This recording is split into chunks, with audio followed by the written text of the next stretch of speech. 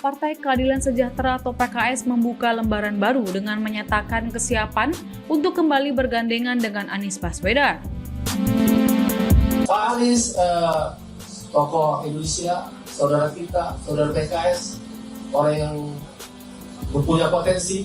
Semua orang yang punya potensi Indonesia, kita berharap memberikan potensinya untuk kebaikan Indonesia. Siapa saja? Karena dengan sinergi kebaikan itulah bangsa Indonesia akan besar. Ya. Saya kira Pak Prabowo juga semangatnya sama, kolaborasi, persatuan, sinergisitas. Ya. Kami juga begitu, yang tua, yang muda, ya. Sinergi dari usia kami sekarang mulai turun ke usia 40-30, di daerah juga begitu, kita sinergi. Ya. Idul Kurban ini pun sinergisitas. Ya. Bagaimana Nabi Ibrahim, Nabi Ismail itu kan kaderisasi. Berikan kontribusi yang besar untuk umat. Jadi, Bapak Ibu sekalian, para guru, saya sering datang ke sekolah, madrasah, pondok, bolak-balik, banyak tempat. Kalau ditanya, di mana rasanya suasana belajar yang baik? Kalau datang ke sekolah, cari sekolah yang baik, madrasah yang baik, bukan tanya rata-rata nilainya. Rata-rata nilai itu statistik aja. Gini, kalau datang ke sekolah, suasana siswanya tegang, ini bukan sekolah yang bagus. Kalau datang ke sekolah, suasananya ceria, ini tempat yang bagus. Kenapa? Karena belajar dalam suasana yang menyenangkan itu penting sekali, betul tidak? Kalau suasana belajar itu menyenangkan, maka proses pembelajaran itu imbal balik. Yang mengajar belajar, yang diajar juga belajar. Dua-duanya jadi pembelajar. Tapi kalau tegang itu suasananya berubah. Biasanya gini, datang berat hati, berada di dalam proses pembelajaran berat hati, pulang senang hati. Nah ini masalah nih. Datang berat hati, belajar berat hati, pulang senang hati. Tapi kalau datang dengan senang hati, dalam proses pembelajaran senang hati, pada saat pulang berat hati, berarti di situ ada pendidikan yang baik. Insyaallah Al-Multazam termasuk yang baik. Tadi sepanjang saya jalan nggak ada tuh wajah yang tidak ceria.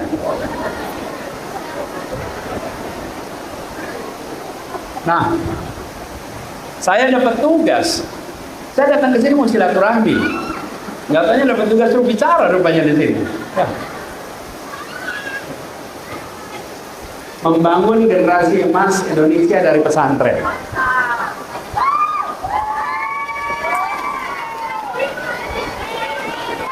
Di sana kedengeran nggak suaranya? Kedengeran?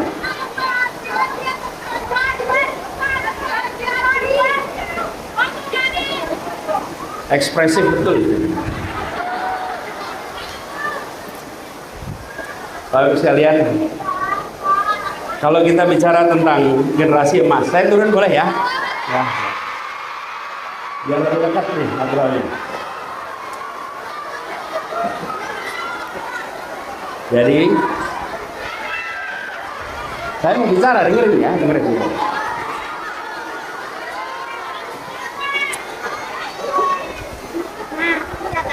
Izin saya ke belakang Pak, biar nanti bisa nyambung sama semuanya.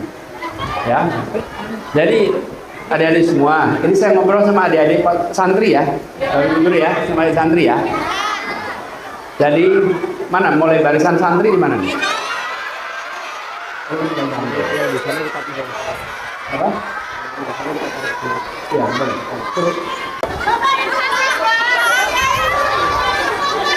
Ya. Gini, kita bicara tentang membangun generasi emas Indonesia dari pesantren yang sekarang sudah ditumbuhkan. Ini seru betul ya, penonton samping. Oke.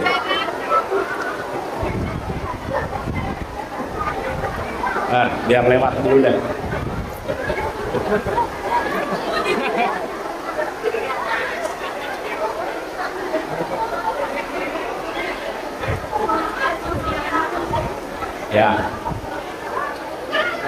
biar semuanya dapat kesempatan ya. Jadi dari semua, ketika kita bicara tentang pendidikan, itu proses pembelajaran. Proses pembelajaran ini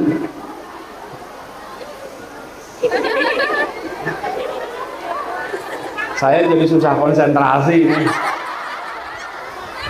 Ini.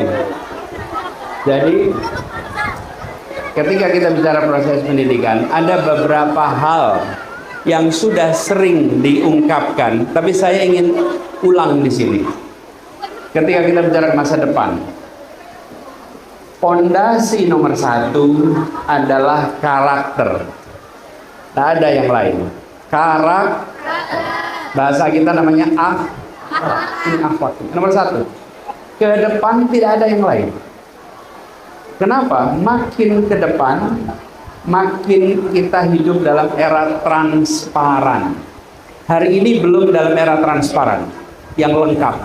Ke depan makin era transparan.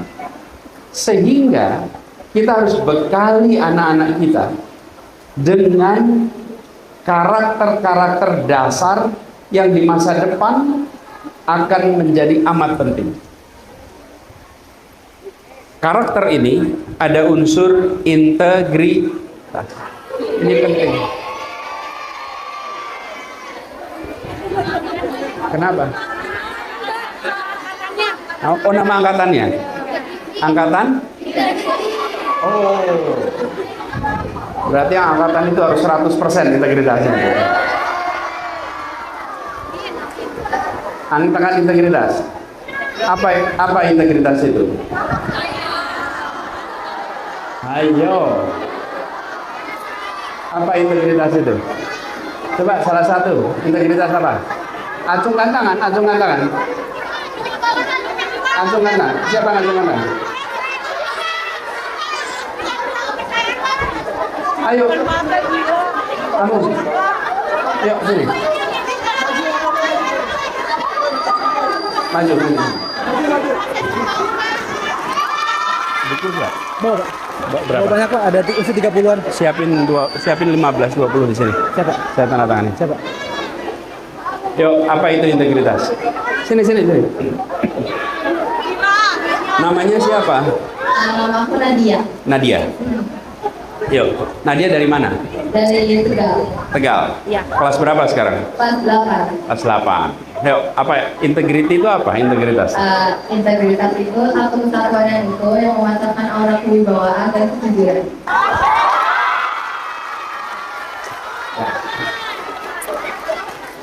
Sekali lagi. Sekali lagi, integritas adalah satu kesatuan yang utuh yang mematahkan aura kewibawaan dan kejujuran. Nanti sini, Nadia. Jadi Bu, dengerin apa? Nih, yang ya, aura yang mencerminkan Kewibawaan dan kewibawaan. kejujuran. Kata kuncinya kejujuran. Tambahin lagi. Saya beri contoh nih. Kalau seorang kepala preman di pasar, di terminal, dia selalu menceritakan semua kejahatan yang dia ceritakan, yang dia lakukan. Dia jujur, dia berwibawa, dia berintegritas tidak? Dia selalu ceritakan. Tadi malam saya malakin, ya, saya malakin Janu. Dan semua orang mendengarin, wibawa betul dia. Dan jujur dia ceritakan semua kejahatannya. Berintegritas tidak? Tadi kan integritas wibawa sama jujur. Berarti ada tambahannya kan? Yang dikerjakan sesuai dengan nilai-nilai kebenaran, ya, dan sesuai dengan kepentingan umum. Jadi benar, jujur, betul, berwibawa, tapi yang dikerjakan harus benar. Tambahkan itu, karena jujur aja nggak cukup. Itu para perampok-perampok tuh banyak yang jujur. Bisa nggak kita bilang berintegritas? Gak bisa. Berintegritas itu bila yang dikerjakan sesuai nilai kebenaran dan dilakukan dengan kebaikan dan disampaikan dengan gitu ya Nadia? Ya. Angkatan integritas mana angkatan kita? Tambahin ya definisinya ya. Oke, Nadia selamat. Boleh kembali lagi sekarang. Terima kasih Pak. Tepuk tangan buat Nadia. Nah.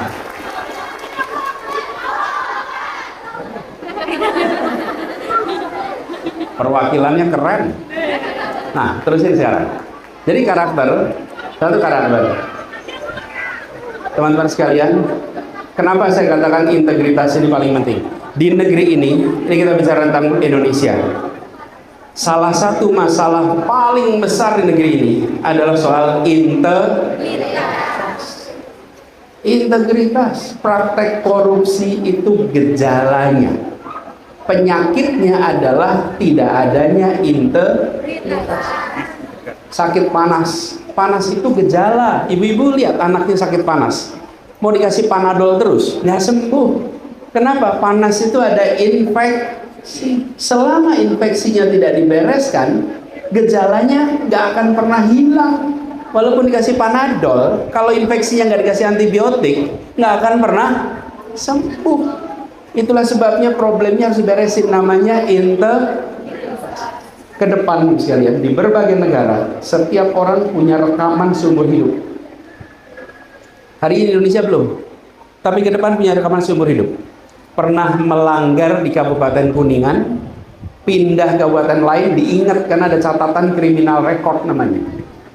Oke. Pernah utang ke bank nggak bayar, seumur hidup diingat. Kenapa? Ada namanya kredit rekod. Ke depan semua kita akan punya rekod, punya rekaman, karena digitalisasi terjadi. Bila kita tidak bekali dengan integritas, maka anak kita akan punya rekaman-rekaman seperti itu.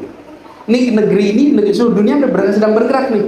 Jadi nomor satu, karakter, integritas unsur utamanya. Tapi nggak cukup. Karakter itu dua, karakter moral dan karakter kinerja. Ini karakter moral apa sih? Tadi berintegritas, tawadhu, soleh, takwa, kemudian menghormati orang tua. Itu namanya karakter moral. Karakter kinerja, tangguh, ulet, kerja keras, tak mudah menyerah. Kan kita tidak ingin jujur tapi malas, atau kerja keras tapi culas. Betul nggak? Nah, jadi kira-kira itu karakter. Nah, yang kedua, unsur yang kedua nih, kalau kita bicara generasi emas, ada 4K. 4K nih. Yuk, saya ke belakang ya. Jadi, ada 4K nih keterampilan yang disebut sebagai abad 21. Sudah sering dikatakan, tapi saya ingin garis bawahi. Nomor 1, kemampuan berpikir Ada nggak kelas kritis di sini?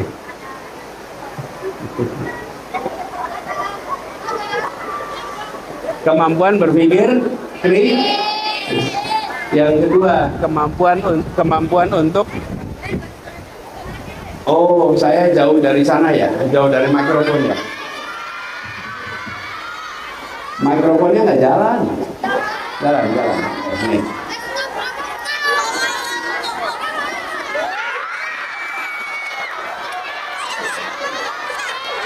Kreatif, kritis, kedua yang ketiga kemampuan yang keempat kemampuan itu 4 itu yang mendasar. Kemampuan berpikir kritis ini yang harus ditumbuhkan di umat Islam. Banyak dari kita memiliki kemampuan berpikir, tetapi kapasitas untuk berpikir kritisnya nggak tumbuh. Teman-teman harus menumbuhkan kemampuan berpikir kritis. Insya Allah di Al-Multazam ini ditumbuhkan kemampuan berpikir kritisnya. Ya, aman. Kemudian, teman-teman sekalian, adik-adik, kemampuan berpikir kritis ini harus menjadi prioritas utama. Yang kedua, dari kritis bisa dari kreatif itulah kemudian muncul banyak inovasi, banyak perubahan, dan ada semua nanti akan bisa merasakan itu. Maaf ya, apa aja 4 itu tadi? Kritis, kreatif, komunikatif. Tepuk tangan buat semuanya.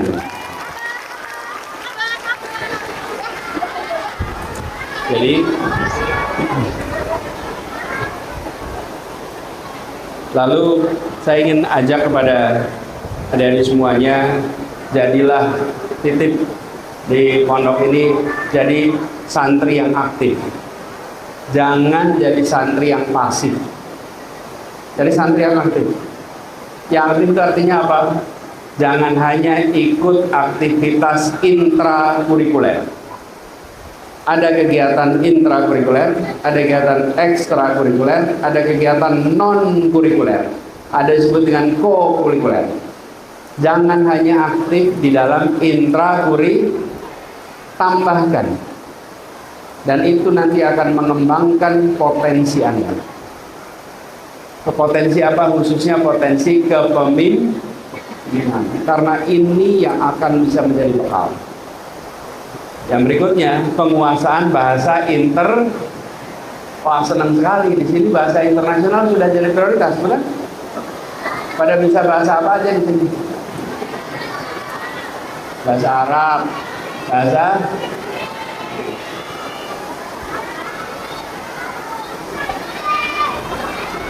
apa? 2 ya, Arab dan Inggris. Tadi saya sebut bahasa internasional, bukan bahasa asing. Apa bedanya? Kalau bahasa asing itu bahasa yang bukan bahasa kita. Kalau bahasa internasional, bahasa yang digunakan antar bangsa. Oke?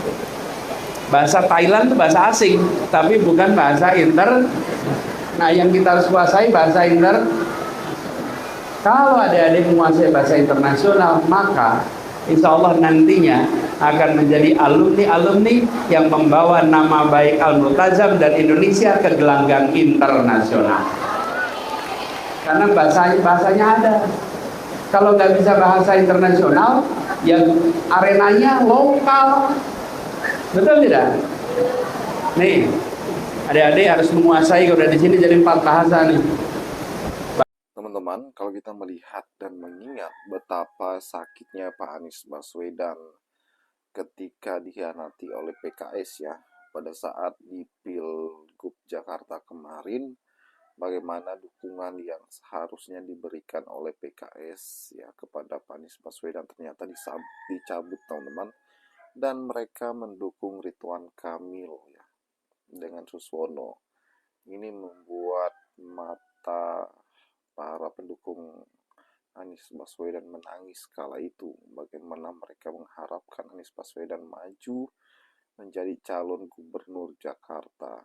Namun akhir ini bagaimana PKS mulai membuka diri dan ya, menjalin komunikasi lagi dan lembaran baru kepada Anies Baswedan. Bagaimana menurut kalian?